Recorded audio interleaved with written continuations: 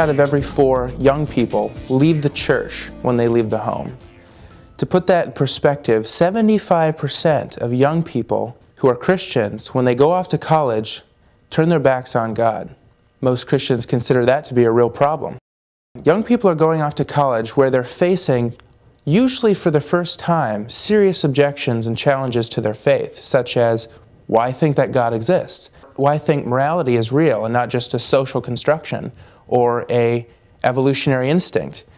Isn't the Bible full of contradictions and errors? And what about that God of the Old Testament? Didn't he genocide the Canaanites at one time or other? And most of these students give a single answer, and that's silence, because most of us just haven't been brought up to answer these kinds of tough questions. We go off into life thinking that this kind of milk and water version of Christianity that we've been brought up in is enough. And kids are walking into situations where they don't have answers in a highly academic environment, and it's causing them to doubt and to either turn away or to be silent. And neither of these are good responses. Well, what is the response? The response is Christian apologetics. And this may be a new word for some people, but it's been around from the beginning.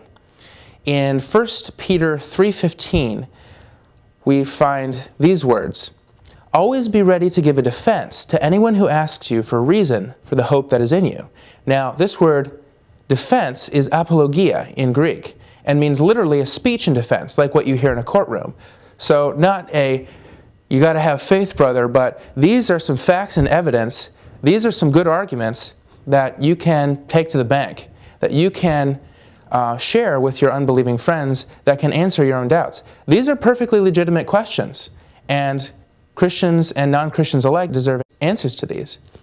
Well, luckily, Christians have been in the business of answering these kinds of questions since day one. You've got Paul going from synagogue to synagogue, proving from Messianic prophecy that Christ is the Messiah that the Jews were expecting.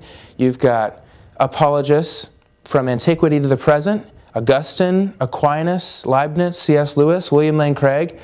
All of these people have been in the pursuit of answering tough questions about our faith. So this is what we're offering this spring at the Fountain Church, an apologetics class. We're going to be reading C.S. Lewis's Mere Christianity and Gregory Kokel's Tactics, a game plan for discussing your Christian convictions and discussing many of these questions which people have. So if you're a Christian who's curious about this sort of thing, if you've heard these objections and questions before, never been able to answer them, want to answer them, or if you're somebody who's earnestly seeking spiritual direction and think that Christianity might be the answer, but you have serious doubts, this is the class for you. This is the class where everybody is free to ask any kind of question they want and to be heard and to receive, hopefully, an intelligent answer. This is a Bible study on steroids. This is literally a state-of-the-art evangelism. And we hope that also anyone who is not a Christian but who is interested in these kinds of tough questions and tough answers would be interested and check out the class. I hope that you'll be able to make it to the Fountain Church this spring for apologetics class.